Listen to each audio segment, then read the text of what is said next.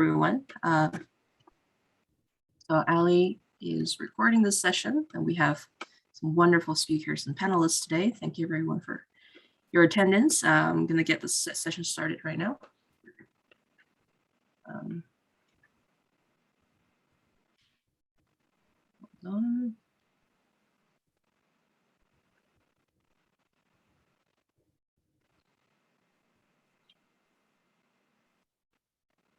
Okay, so you can see my screen good?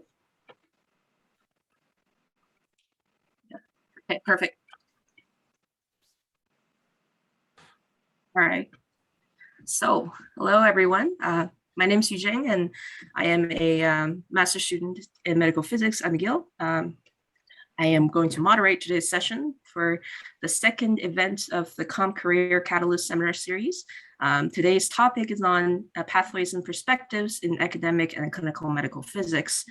And Ali Khalifa, my colleague and fellow COMP Student Council member, is going to co-moderate with me. Ali, do you want to say hi? Hi, everyone. Great, short and clean. And and he is also going to help us moderate the question session. So for the second half hour of this session, we're going to open the floor up to our panelists and speakers for you to ask any questions to them. And for you to have, if you have any questions, you can type them in the chat or message them directly to Ali, and he can read it out if you want to remain anonymous, or you can also choose to raise your hand and talk to our speakers and panelists directly if you would like to speak with them. Okay, so here's the agenda of today. So obviously now I'm doing the little introduction, and we have two wonderful speakers from University of Victoria, Dr. Magdalena Bazalova-Carter and Dr. Erika, who are in the audience right now. And we have two wonderful additional panelists today. First, Dr. Susannah Hickling, second, Dr. Lydia Wilson, who will give their very valuable insights on their pathways to clinical medical physics and academic medical physics. I won't dwell too much on this, can just get started. So here's some reminders. If you're a first-year COMP graduate student or undergraduate student and you have not joined our membership, just know that it's free for the first year. And so please join. And second of all, this is the Career Catalyst seminar series is a whole series. Today is the second event. That means there'll be more coming in the next months. And if you want to hear directly from us about these reminders, please sign up in this email sign up list, which Ali will put in the chat box for you to sign up directly. And the session currently is being recorded. It will be, so once you sign up on the list, you will receive the unlisted YouTube link. We have a YouTube channel now for you to rewatch this recording. And we have another session that I'll talk about later in the plan in December that we'll host. And after that, we want to hear more about what you want these sessions to be by filling out the survey. In the last point, Ali will also put this in the chat box as well. So please fill that out before December 10th, Friday at 4 p.m. All right, keeping stuff. And this is the COMP Student Council member. So these are the wonderful people who are behind this. And this is the Career Catalyst team. You can see Magdalena is in the picture as well. And we have Claire as well, and Parissa. Claire has done a lot of work on this, but she's unfortunately not available today. And Ali and I are moderating today.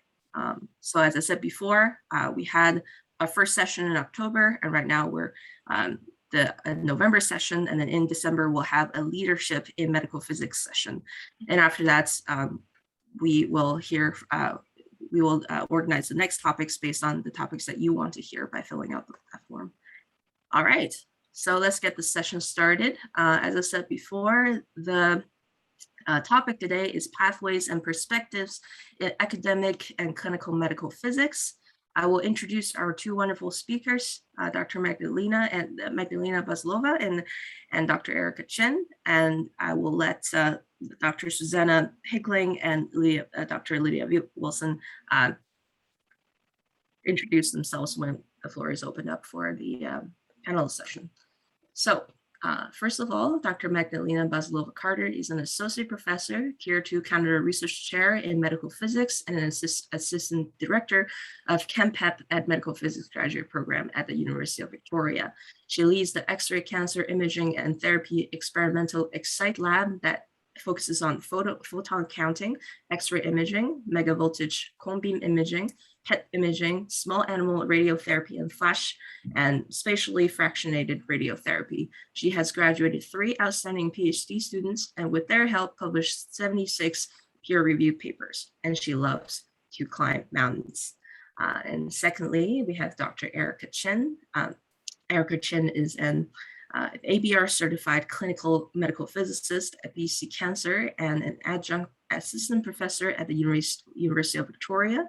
She specializes in stereotactic radiotherapy for brain tumors, brachytherapy for gynecological cancers, and is currently supervising one master's student project focused on machine learning for adaptive radiotherapy of prostate cancers. She is also a member of the AAPM MedPhys 3.0 committee, Physics for Every Patient, as well as chair of its SMART grassroots subcommittee. And most importantly, she loves snacks. So I'll stop sharing my screen now and I'll give Magdalena the option to share her screen and get the presentation started. All right. Thank you. Thank you so much for the great introduction. And I am very excited to be here today and together with Erika and our 2 wonderful panelists sharing our perspectives in clinical and academic medical physics. So you might have gathered that I am representing the academic medical physics and Erika is representing the clinical medical physics, but you should also keep in mind that Erika does have some academic duties as well. So the outline of this presentation will be basically describing our pathways to clinical and academic jobs, and you will soon realize that they are actually very, very similar. And if you still don't know if you want to become a clinical or academic medical physicist, don't worry about it. I didn't know until very late, and I think I do know now, but it's just very normal not to know, and very normal to be flip-flopping academic 1 week, clinical the other week, especially close to your graduation time. But we'll try to maybe explain to you what are the benefits and drawbacks of clinical and academic jobs. And we'll also try to tell you what it takes to become a clinical and academic medical physicist. A little disclaimer here, Erika and I had a slightly heated discussion about this, so we will welcome any feedback from our panelists, for example, or anybody else who is in the audience. We'll also provide you with some random thoughts that we hope might be useful in deciding if you want to become a clinical or academic medical physicist. Of course, after it, we'll go through our panelist introduction, and we are really hoping that we can have a fruitful question and answer period with all of you.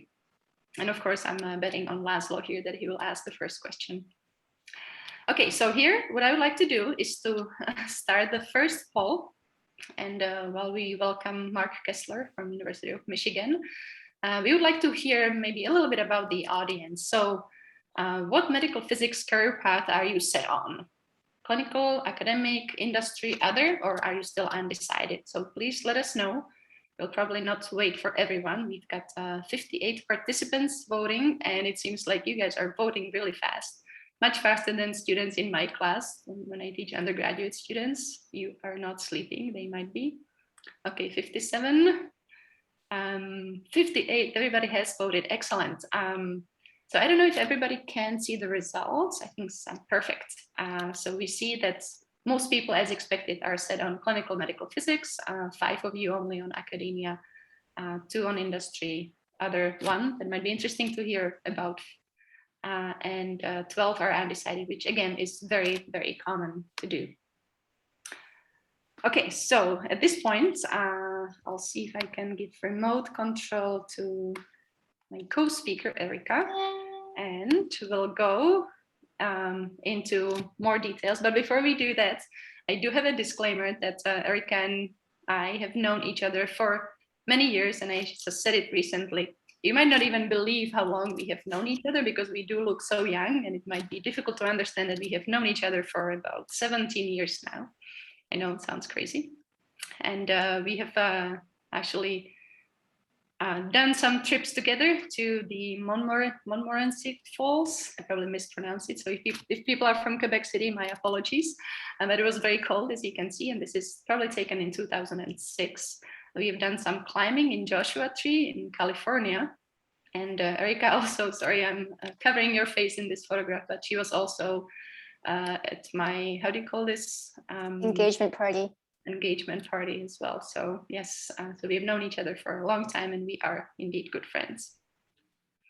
So let's talk a little bit about the geography and how come we have known each other for such a long time. So I basically came to do my PhD at McGill from the Czech Republic, and that's where I'm originally from. And that was in January 2005.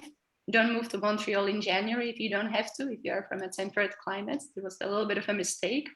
Some people, I'm sure, can relate to that. And only 9 months after that, look who showed up from UBC at McGill, Erika. She started doing her master's at McGill. Then she probably thought that McGill is not good enough for her PhD. So she moved back to the West Coast and did her PhD at UBC. Well, I stuck to my degree at McGill, and after I finished, I went on to do a postdoc at Stanford University. Well, Erika thought that I was really cool, so she decided to come to Stanford and follow me, really, to do her residency, medical physics residency in therapy at Stanford. And then I thought, well, after 6.5 years, maybe that has been enough. So I moved to the University of Victoria. And guess what? About a year, 2 years later, Erika thought, well, she is really cool. And she moved to Victoria as well. And she's a clinical medical physicist at BC Cancer now. So she is following me, and I'll have another slide on that a little later. Okay. So at this point, I'm gonna let Erika control the screen if that works. And let's talk about her bachelor's degree that led her eventually to a clinical job. All right, thanks for having me. Hopefully what I have to say you'll find somewhat useful and interesting. I did my bachelor's, of course, at the University of British Columbia. It was in honors biophysics. I had an introductory course to medical physics in undergrad, so that's how I found out about medical physics. My bachelor's thesis was on signal to noise ratios in nanopore sensors, which honestly was probably a disaster for my supervisor because most days I couldn't even get the nanopore sensor to form. I honestly didn't know what I wanted to do with my bachelor's degree, so I did 18 months of co-op. I worked as a programmer for Safeway IT for 8 months, which made me realize it's really boring and I don't want to program for a company. Programming for research is a lot more fun. I worked at Stem Cell Technologies, where I learned to, plate cells and count cells. And that was kind of fun for 4 months, but I got over that. And I really didn't enjoy killing mice. And then I also worked at the mechanical engineering department at the National University of Singapore, and that was okay too. Basically, medical physics was the only course I took that I found somewhat interesting, which, considering my personality, which is very low key, very non-excited about anything, is a ringing endorsement. So that's how I got into medical physics. Back to you, Magdalena. Yeah, thank you. So I got my bachelor's at the Czech Technical University in Prague. I actually went into a field or department that was called Dosimetry and Application of Ionizing Radiation. And it had two subspecialties. One of them was dosimetry and the other one was medical physics. And guess which one I chose? It was not medical physics, it was dosimetry. But I did kind of feel like medical physics was pretty nice and did have some coursework in medical physics as well. I actually worked on my bachelor's thesis on the ATLAS experiment at CERN. And I didn't speak any English, which was very difficult for me to be collaborating with Irish people who had really horrible, strong accents and didn't really understand them, even if they were speaking very nice English. But I was going to CERN and acquired some data from the pixel detector that was eventually installed on ATLAS. But yeah, I was in high energy physics. I was doing analysis on these from these pixel detectors that I understood, but the standard model or anything behind that, I did not understand that. But yeah, so that was my bachelor's. So let's go on to the master's degree. Right. Okay. Right. So I after deciding to do medical physics and do a graduate degree in it, because honestly, I didn't feel like getting a job, I chose McGill because everyone I talked to in British Columbia who was a medical physicist, they'd all been trained in McGill. I guess McGill was the oldest, CanPEP approved program around. So everyone I talked to had been at McGill. And it seemed like there's a lot of UBC students disappearing off to McGill for medical physics. So I figured that was probably a good sign. And at McGill, I used Monte Carlo to study chamber correction factors for electrons, particularly the parallel plate chamber. I managed not to fail any of my McGill courses, which at the time, I think everyone was guaranteed to fail at least one thing. And the worst was when you fail your oral exam right before Christmas. So I'm quite proud that I didn't fail anything. I published 2 papers. I had a lot of fun times with my fellow grad students. I'm sure it was very hard and stressful, but all those hard times have been wiped from my mind. But I think that's why I have such a strong bond with Magdalena. Even though I don't remember the hard times, we were kind of in the trenches together. So yeah, that's how we're such strong friends. And so I did continue my master thesis on Atlas, and I thought I did get a master's degree in the Czech Republic. And then I started my PhD at McGill, and I was told that my master's actually did not count. I won't go into details, but it was quite horrifying information that I received from the McGill program. And as a result, while I started my PhD, I was also asked to take 8 out of the 12 master's thesis courses while I was doing my PhD. So if you have done your master's at McGill or are doing your master's at McGill, and now imagine that you have to work on your PhD project, then you can imagine that it was not the happiest times of my life, but I did find the coursework extremely useful. However, it was time consuming. And I could tell that I barely survived, but I did indeed survive my master's, and really what you can say double master's, but I have never gotten a master's from McGill. Great. All right, so clinical, I decided to go back to UBC for my PhD, which was development of 4D volumetric modulated arc therapy for stereotactic body radiation therapy in lung cancer, and that was with Dr. Carl Otto. Why did I go to UBC and leave McGill, wonderful McGill? Because I honestly didn't know if I wanted to do a PhD, and I figured at least if I was in my hometown with friends and family around, it would be easier. Like medical physics is such a big field that you can't learn, honestly, a master's is not, what you learn in a master's is basically the medical, like the ABCs of medical physics. You're not even close to kind of scratching the surface. You haven't, learned to spell words or make sentences. So I figured a PhD would help me try and understand what medical physics really was. And I'm really glad I did it because my project was quite clinical. I learned to do treatment planning, dose calculation, plan optimization, contouring, image registration, all the things that are involved with treating a patient. So I'm really glad I did because I honestly still didn't know what medical physics was after a master's. I published 2 papers, which you probably should publish more on your PhD, but luckily my 2 papers were high quality, so I got into a good residency program. And I did teach some Kung Fu when I was at UBC, so I had a lot of fun there. And it's always, of course, fun to go to conferences and meet other students. Okay, so I did know I wanted to get a PhD. As a matter of fact, I actually did start a PhD back in the Czech Republic on the Atlas experiments. But let's say my PhD supervisor was not a big fan of women, and I could definitely tell the difference how he was treating men in his lab and women. And by that, I mean one woman, myself. And I, in a way, did it in spite of him to basically see if I can get into a different program.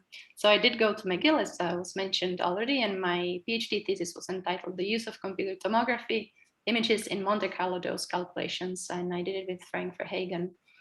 And I don't know if I would say that I really knew what medical physics was after my PhD, and this is something that I was also, learning new because I was not in medical physics for my master's, really.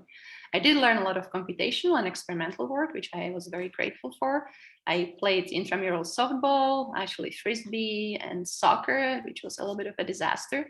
I did publish 6 papers, luckily, and I attended lots of conferences, and I actually met future employers there. So this is something that I would definitely put emphasis on. If you're students right now, do try to meet people. It's difficult now because of COVID, but if you go to conferences, really do mingle. It does pay off eventually.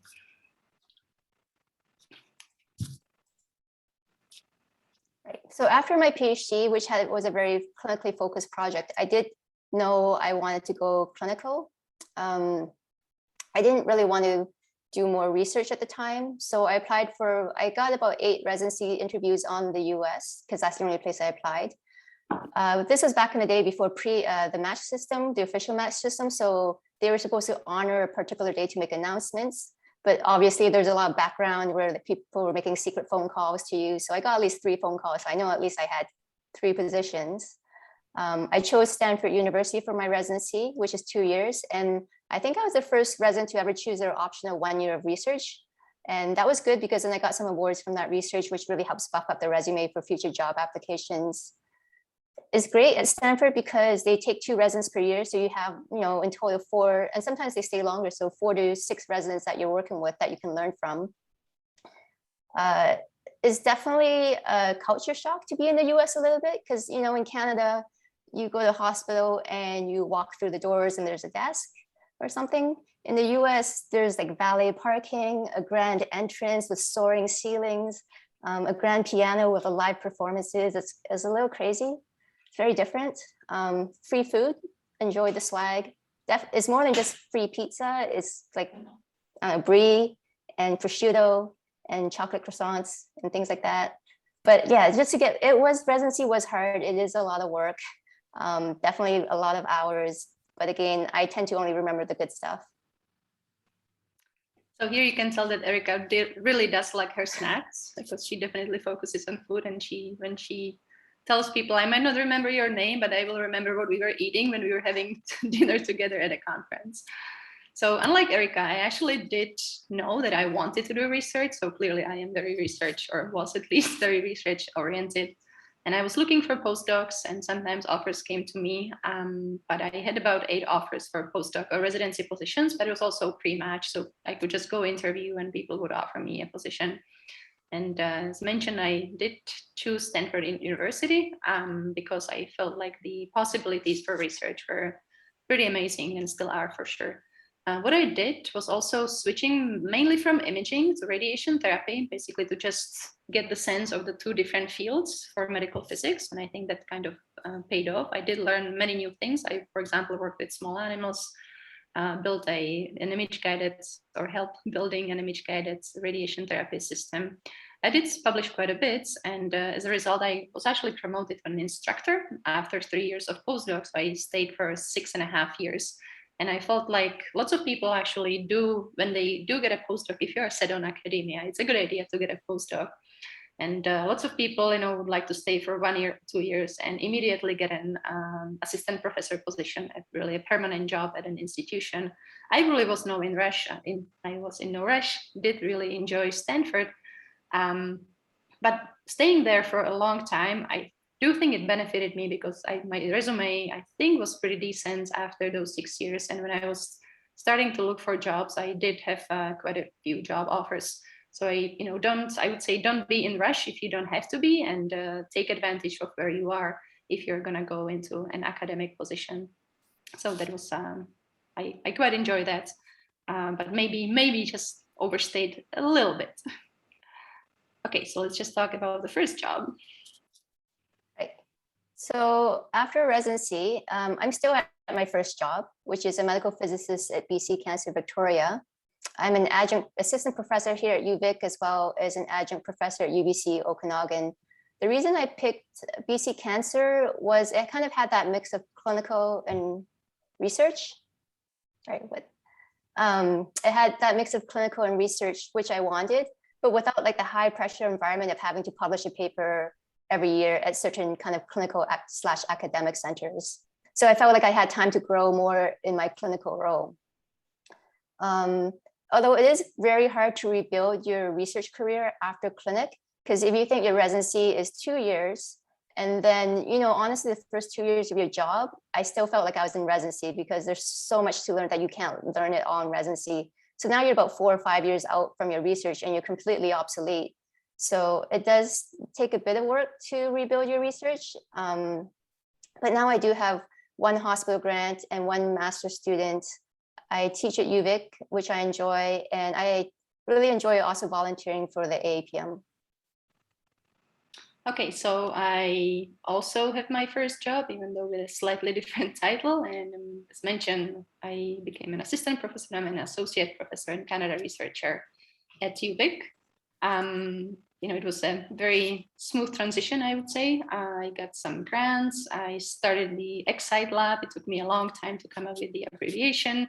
It was originally meant to be an Exit Lab, but apparently there was not good advertisement. So I've got great students, and I see some of them on the call. Some great past students, Daniel, and I also got other grants later. As I was mentioned, I graduated 3 amazing PhD students, and of course got a few papers rejected, one of them today, so don't worry about if that happens to you. I got one accepted today too, so not too bad. And research focus actually shifted quite a bit from original plans, which I find kind of interesting. So basically, my ideas about what I can do or should be doing got changed and molded by the environment that I'm currently in. So for example, now I take advantage of Triumph, and one of our biggest projects is happening at Triumph. I would say that it certainly is the best job that one can dream of. So Erika would say the same. So we have this agreement with Erika that while she followed me across the different institutions in North America, she gets to pick the next job. So hopefully you do a good job, Erika. Okay, so here we'll talk about the benefits that we think the clinical and academic jobs offer to you. Right. So the benefits of being clinical is you supposedly have regular work hours. This doesn't always happen, but you supposedly do. And you know what you're going to be working on, right? It's daily clinical work. I enjoy working with a lot of coworkers and being in a team. I found sometimes research was a bit isolating for me. But however, the problems that you do tackle in the clinic, you have the independence on how you're going to solve it. So you can decide how you're going to solve it. No one's micromanaging you. So that's really nice. You have a daily impact on patient care. And also because you're around the clinic so much, you really start to understand how it works. And the problems that you see in the clinic can really help you inspire your research ideas. And honestly, now that I've been in the clinic, I look back at some of my previous research and realize how bad it was, or like not realistic or not practical at all. So the clinical experience has been very valuable for that. It's a stable, high-paying salary with a pension. Unless you're like a really terrible person, you're probably not going to get fired. Like when I was a grad student, the only fruit I would buy is bananas, and now I can buy any fruit I want without worry.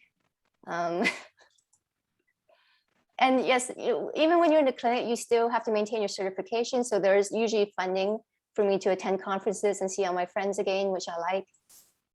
And then for me, I enjoy teaching. We have a CAMPEP accredited graduate program as well as residency. So it helps keep things interesting for me. Okay, great. So for an academic job, you by no means have regular hours and duties. You have very flexible work hours to the point that you might see yourself working 2, 3 a.m. But you also, if you need to take a day off, nobody needs to know, at least in my job. Don't tell my boss. You can do what you want. You don't have regular duties at all. You can come show up at work, decide what you want to do. Of course, there is sometimes deadlines that you have to adhere to, unfortunately. So sometimes you don't quite get to do what you want, but on a daily basis, yes, you do. You get to supervise undergraduate and graduate students or postdoctoral fellows, which I thoroughly enjoy. And as Erika said, nobody's micromanaging you. So in this case, you might be the one micromanaging people, but I try to avoid that. You can build collaborations. And I don't know if some of you can relate to that, hopefully not. But when you're a graduate student or undergraduate student, you might end up working with people you don't necessarily like. That will never happen to you as an academic because you will always get to choose who you will be working with.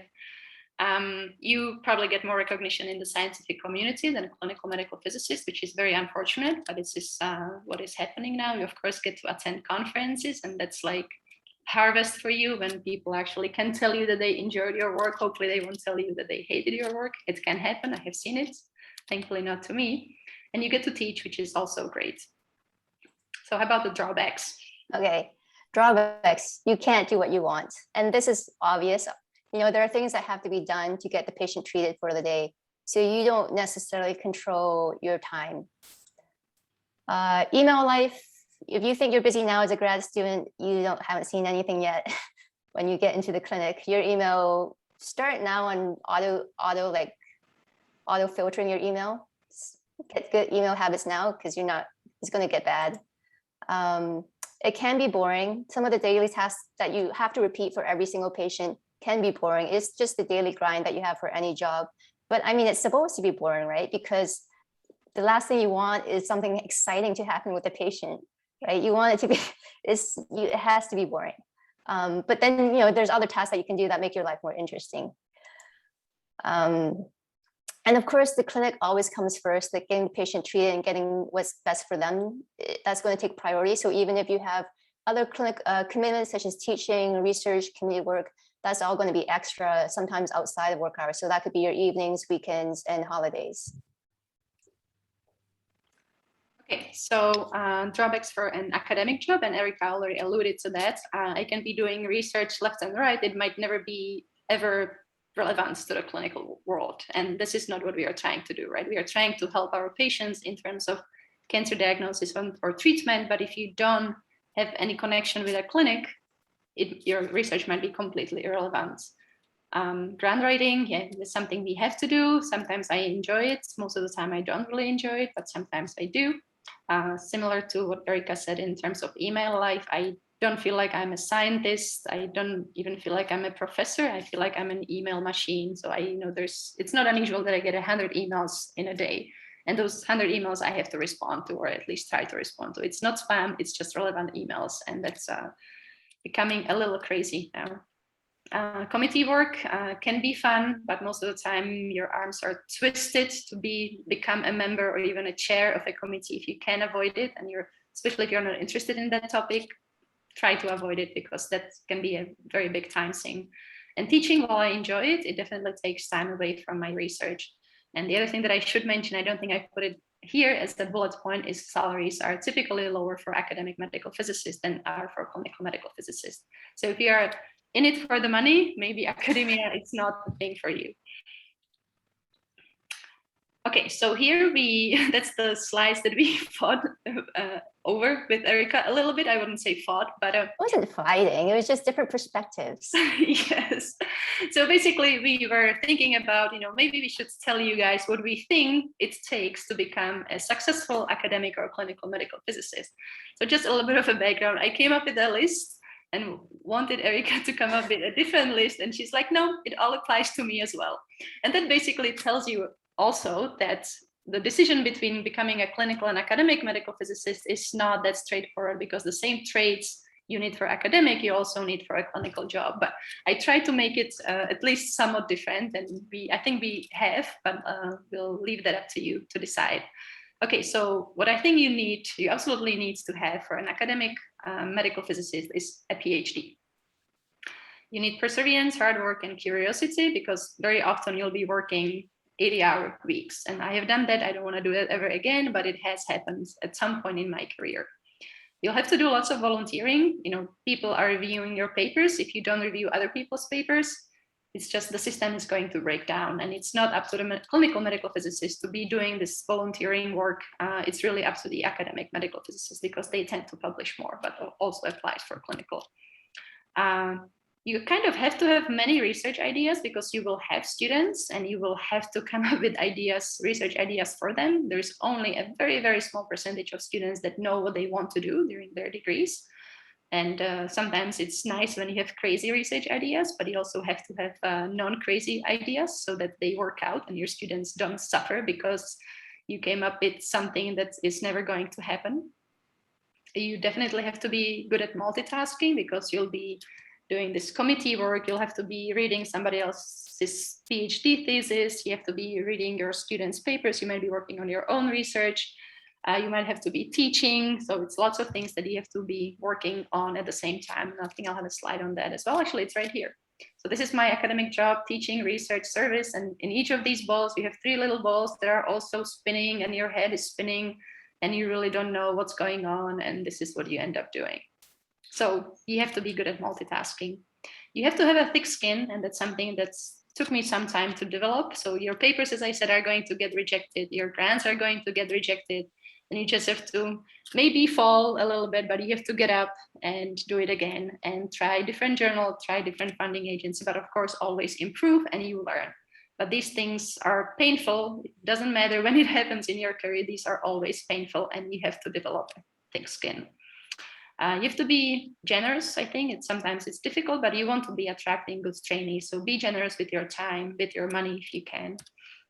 You have to do a lot of networking in order to be able to build collaborations with other people. And again, this is best done at conferences. And you have to have the desire to make the world a better place. Okay. All right, so pretty similar list. PhD, but not absolutely necessary. I would never, if you know you really don't want to do a PhD, I would never recommend anyone do a PhD, but it certainly helps make your path easier in medical physics and opens more options. Perseverance, hard work, and curiosity. Again, this applies to the clinic. You're going to have tight deadlines, and you have to work fast and efficiently, but it also has to maintain your high quality, right? Because it is a patient treatment going on. Things are always changing, so curiosity is really important. You always have to be constantly learning, keeping up with changes in technology and treatment, and also just simply having curiosity about the clinic. Like you're walking through the clinic, something happens, and you kind of think, wait a minute, that doesn't make any sense. And often that is what helps you catch errors that could have happened in the hospital. So you need to keep that curiosity and awareness around you. Next was volunteering. I think this kind of goes with generosity, which I'm going to talk about later. But it's kind of optional.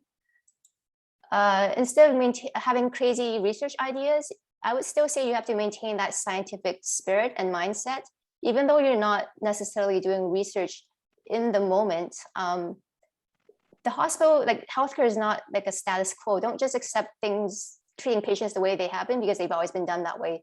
There's always a way to do something better and ways that things can be improved.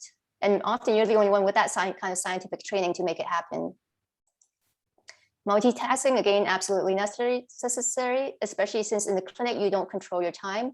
So you do have your daily grind of tasks that you have to do, like plan checks and QA, but then you may get thrown into clinical trials, commissioning, and upgrades where you don't control the timeline. So you have to be able to juggle everything.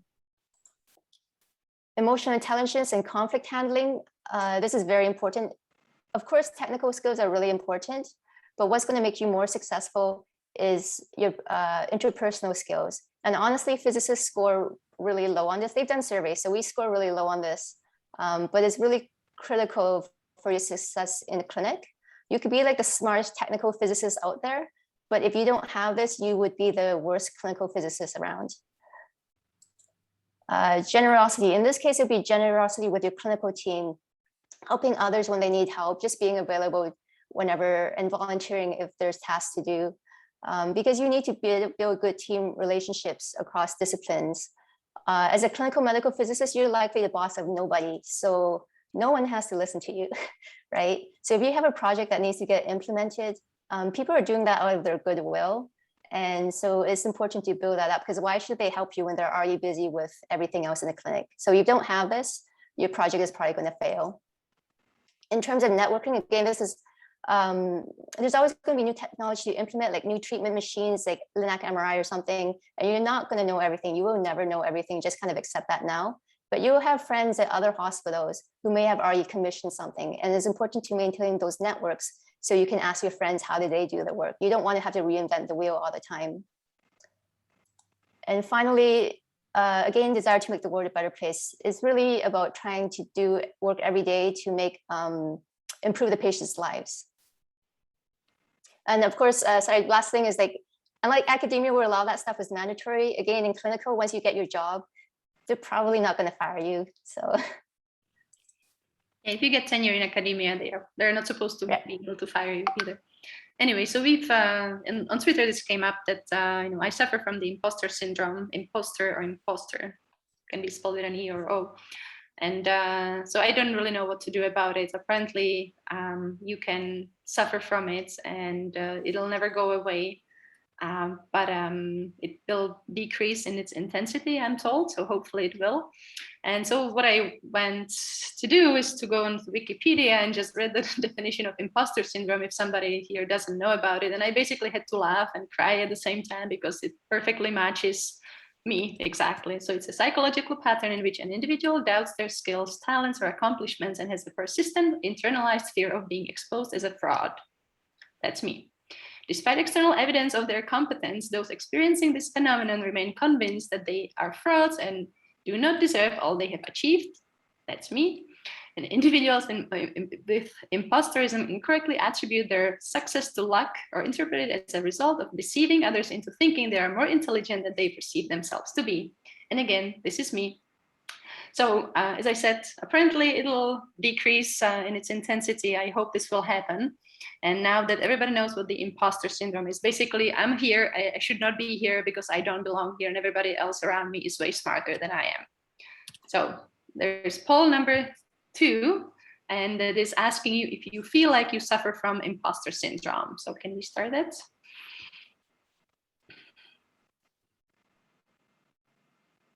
I'm very, very jealous of those people who say no.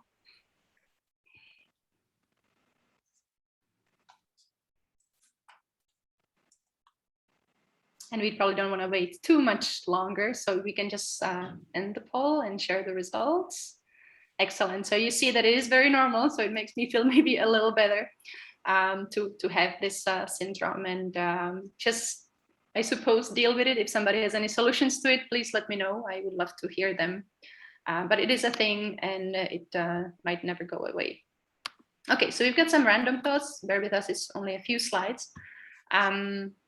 And these are, the publications are always good. You know, you're in your graduate school, try to publish. This will be very useful for both academic and clinical jobs. You can really decide on your career path last minute, and that's what I did. That's what many people do, except now you have to be watchful about the match system, right? You have to make sure that you apply for residencies. If you want to keep this residency or a clinical job door open.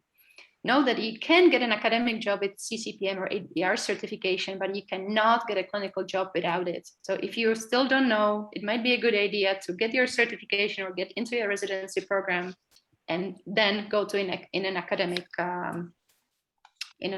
job. There you go. As I said, keep your residency option open and make sure you make the deadlines. I don't know if that's December 1st this year, but make sure that you get your foot in the door, and do start saving money for on-site interviews if they happen. But most importantly, do pick a career that makes you happy. If you hate research, please don't become an academic medical physicist. You will suffer throughout your life, and that really is not helpful at all. If you do care about patients, if you do want the money, hopefully more care about patients than the money, do choose a clinical path. And definitely be kind. You will be surprised. Medical physics is a very small field, and I feel like I recognize the names of at least 50 people in this phone call. Might have never met you, but I have seen your names around. So make sure that you're nice to me, but you're also nice to everyone else, because it is a very, very small field and everybody knows everyone. So you might not be nice to one person and this person knows everybody else, and then your career might not be as bright as it could have been if you were kind to everyone. And that, of course, applies to life. Erika? Okay, so random thoughts on clinical. I think it's important to realize, yeah, today's talk is kind of clinical versus academic, but your career is not static. Keep that in mind. Like, say you go clinical, as you gain more experiences and qualifications, more options will open up to you. You know, so for example, you could work in clinic for a while, then go work in industry. A lot of physicists afterwards go get their MBAs. Some become chief technology officers of companies or chief operating officers. Some become vice presidents of hospitals, or some decide to open their own business and become consultants or researchers. So yeah, at some point you have to decide clinical or academic, but don't think you're stuck there for the next 30 years of your life. In terms of clinical jobs, there's lots of clinical jobs I see posted right now. If you're willing to move, you can always move for higher pay and better work conditions.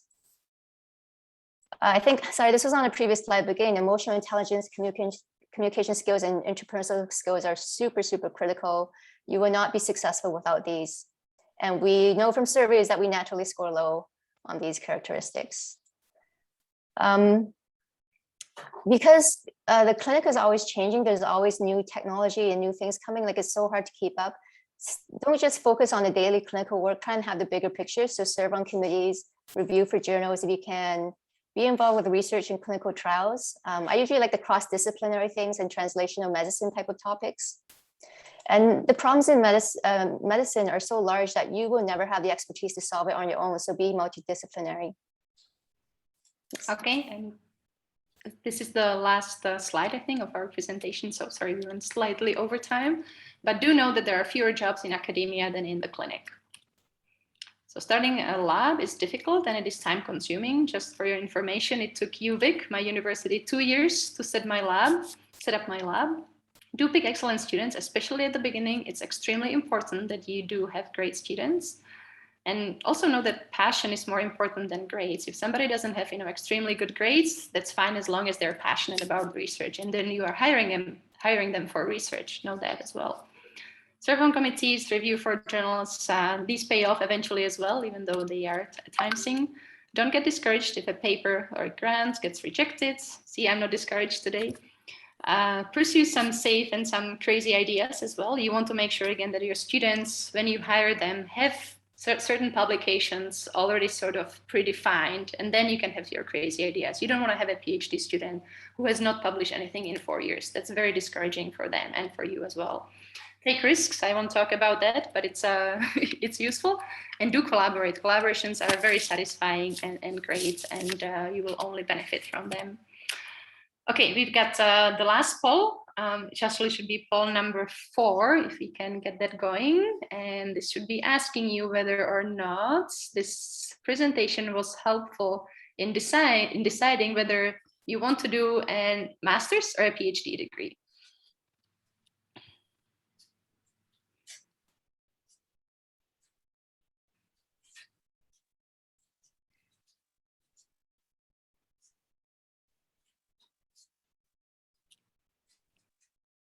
All right, I think we can, again, in the interest of time, close the poll and maybe share the results.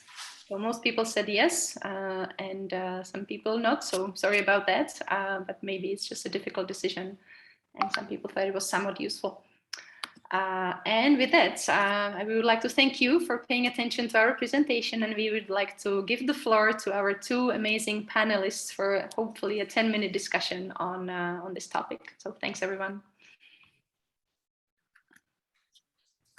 Yeah, perfect. Thank you guys so much. Thank you, Magdalena. Thank you, Erika, for your wonderful talks. And it was certainly very helpful for me in considering what I'll do next and so on. I'm sure it's the same with Ali. So we'll open the floor up to our 2 wonderful panelists, Susannah and Lydia. If you don't mind introducing yourself, you can go ahead and do that. And then Ali is going to go ahead and read out some of the questions that the participants have proposed. And you can, as I said before, if you weren't here yet, you can either directly type your questions to Ali if you want to remain anonymous. But if you do want to let our panelists and speaker get to know you, type them in the chat or raise your hand and we'll call on you. All right, Susannah and Lydia, go ahead. Susannah, do you want to go first? Sure. So I'm Susannah Hickling. I'm on the academic side. Sorry, clinical. I don't know why I said that. Yeah, so super excited to be here today. Thanks for having me.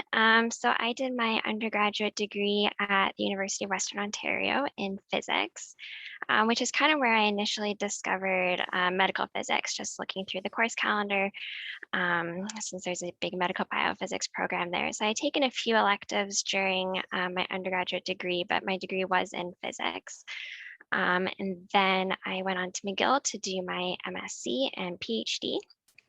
And then kind of as I was finishing up my PhD, trying to figure out what I wanted to do, like Magdalena said, I was really split on like clinical versus academic, and didn't really know which way I wanted to go.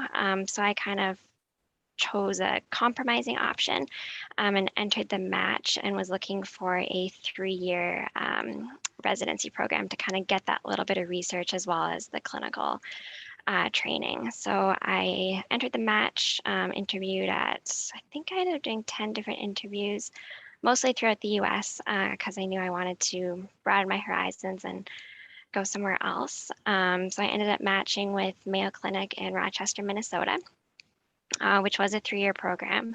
A little bit different than some 3-year programs because it's a mix of research and clinical together. So it's not a dedicated year for research. And it was up to us to try and manage our time. So we were spending about a third of it on research compared to clinical. I probably ended up spending more than 2/3 of my time on clinical just because that's always the priority and there's always stuff going on in the clinic, but did manage to do some research during that time as well. And then when I was finishing up my residency program, that was last year. So of course it was during COVID, which made interviewing for permanent jobs quite challenging. So it's all virtual interviews, but I was lucky enough to find a really great position here at CancerCare Manitoba in Winnipeg as a primarily clinical medical physicist, but hopefully with teaching and research responsibilities once I get ramped up in the clinic.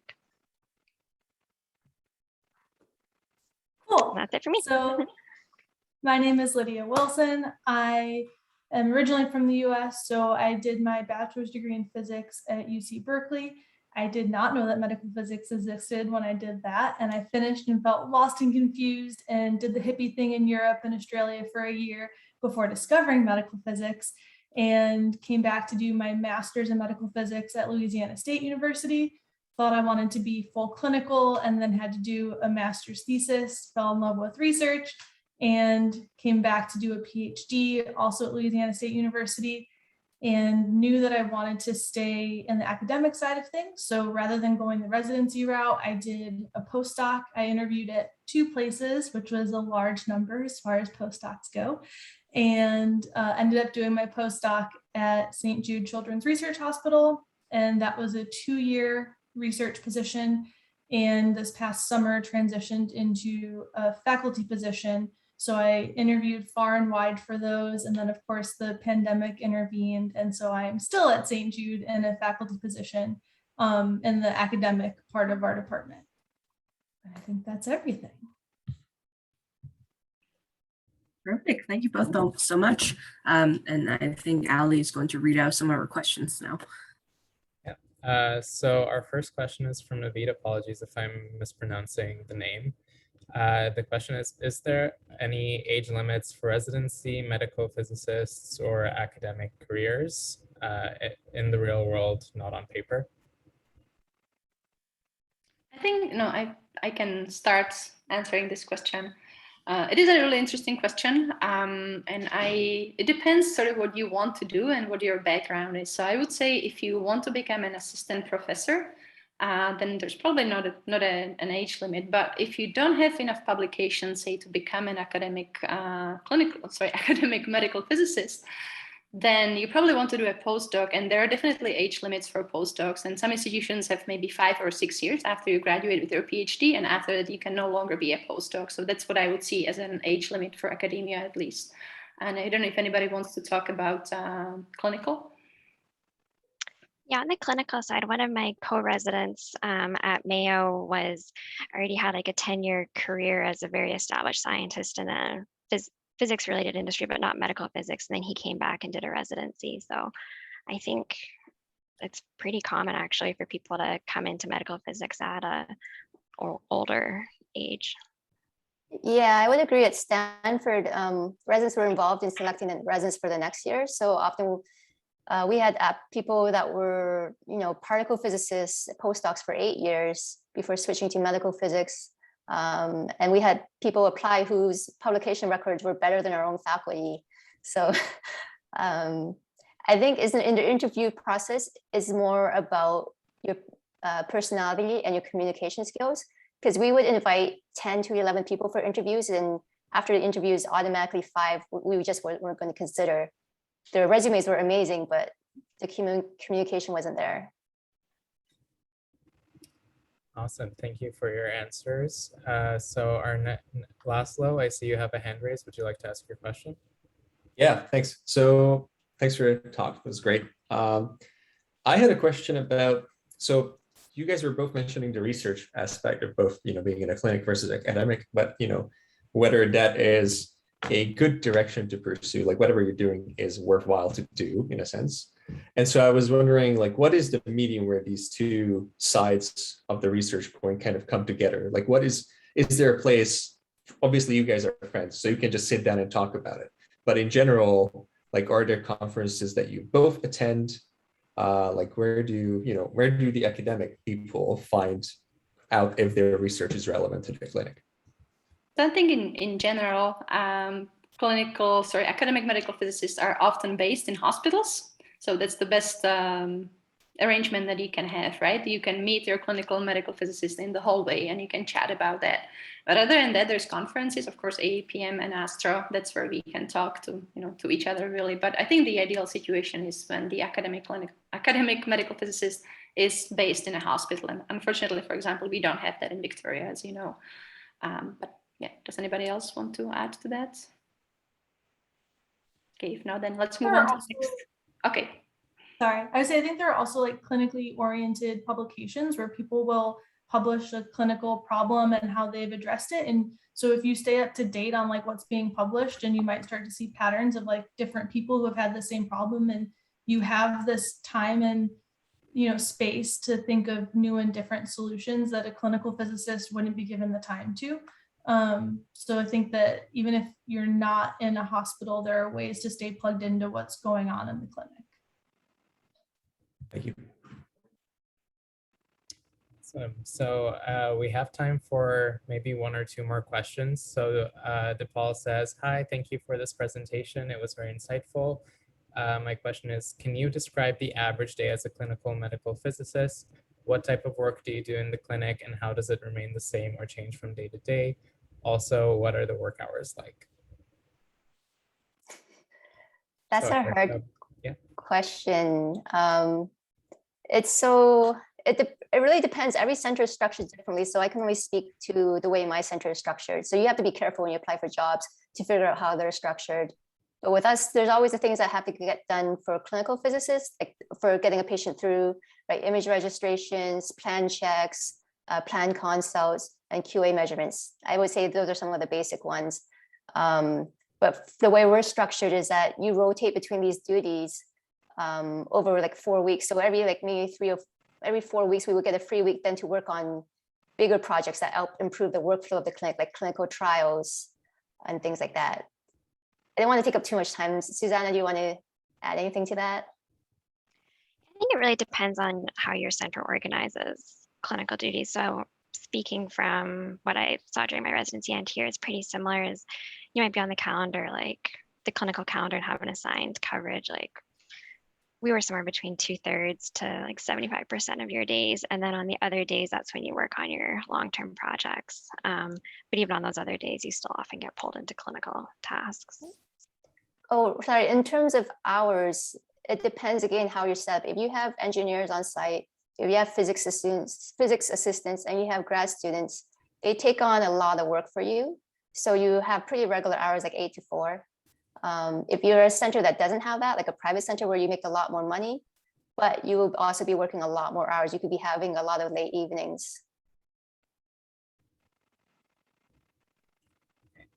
I'm just noticing it's 4 now, so I know some people have to go. I just want to quickly remind everyone that this session is being recorded if you need to go, and you can always reach out to our speakers directly if you want to ask more questions.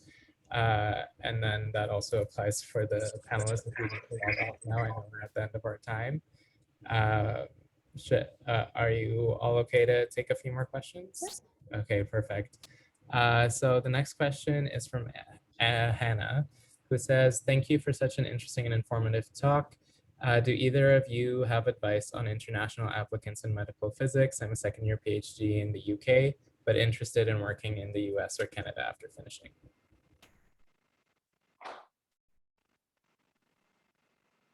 I guess maybe I could take that because I'm the only international student, I suppose.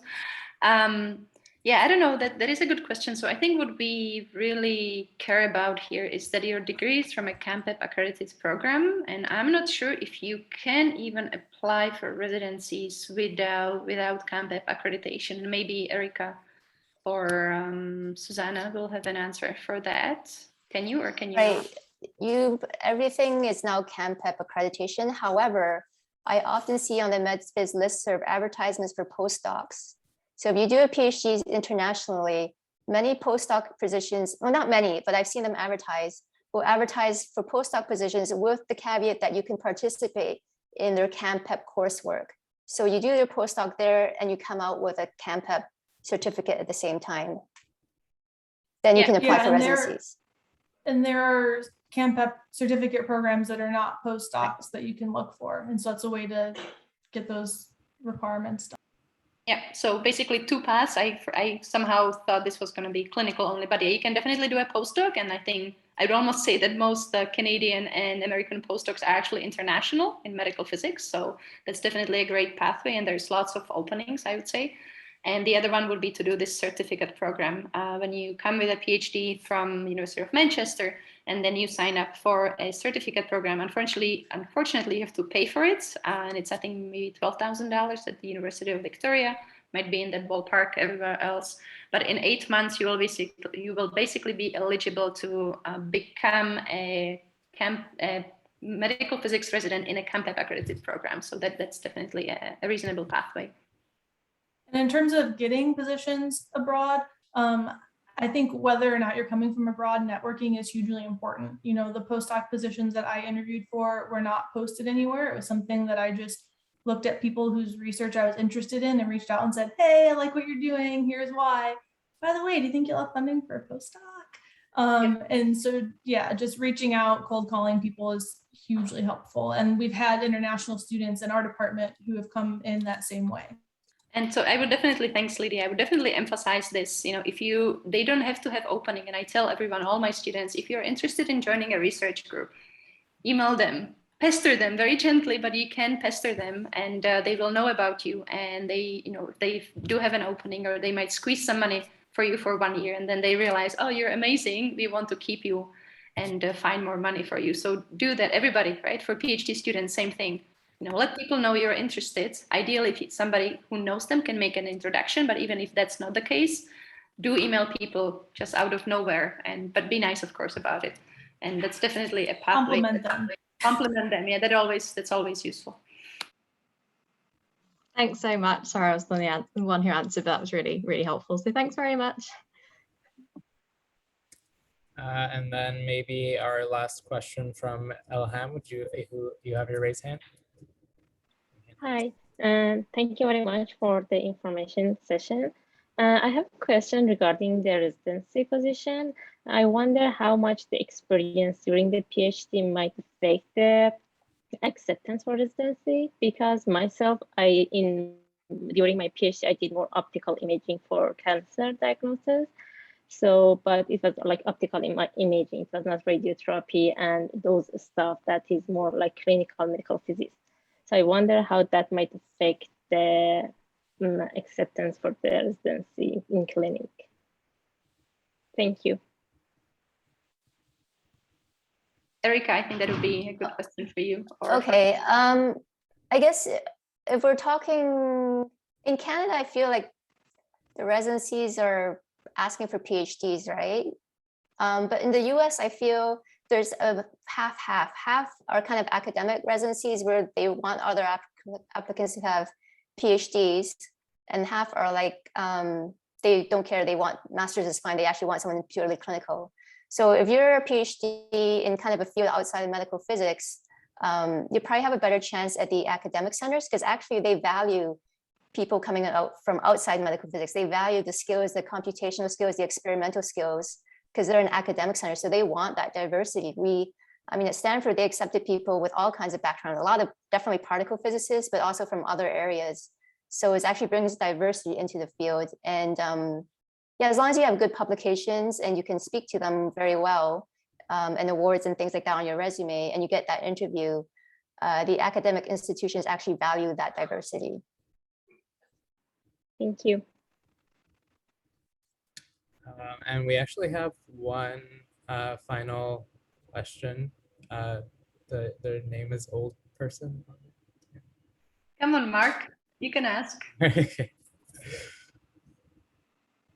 Hey, you're on mute. You're muted, though. I'm an old man. So getting back to the question of what you did on your PhD, to me, a PhD is not much more than a disciplining process. You know, and you need to become a problem solver. And the best way to do that is to solve a problem that nobody else has solved. And hopefully, you know, figure it out before you bleed out by banging your head against the wall for some number of years. So I think that that's important. And I think that that's also a big difference between getting a master's degree and a PhD, to be able to do independent thinking and problem solving. And I think that that's important for whether you go into the clinic side or whether you go into the academic side. And in fact, I don't agree with the whole thesis of this session, even though it's been wonderful, that you have to choose one track or another. And I think that there's lots of opportunities to have your feet in both. So, and those opportunities, at least for me, in like say translational research, I find the most interesting. So, but they're you know, I just came back from Astro and I talked to clinical medical physicists, academic medical physicists, industry medical physicists, and no one of us can actually succeed without the other one. So there's a lot of opportunity out there. I was going to say that it is important to have, you know, feet in both, really, as we mentioned. Like if I do research and I don't really know what's happening in the clinic because I don't talk to clinical medical physicists, or I don't spend any time in the clinic, which I used to, but don't anymore, then my research is completely irrelevant. And same for a clinical medical physicist. So thanks, Mark. Old person, young at heart. Old person.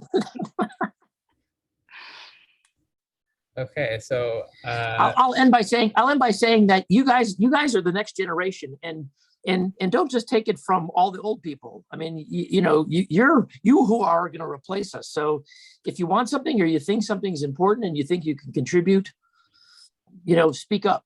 So don't wait for somebody to come tap you on the shoulder and say they need something. It's be bold, take big steps, and you'd be happily surprised how far you can get by, you know, even a little bit of that attitude. So thanks, Mark. This is why we are doing this, right? Yeah, exactly. As I have a saying, and I think Magdalena would agree, comfort is death. You know, death. If you get too comfortable, I don't know if you're going to be, you know, motivated enough to actually make an impact. And I assume everybody here wants to make some level of impact. So don't get too comfortable. I can tell you I'm not very comfortable most of the time of my life. Right.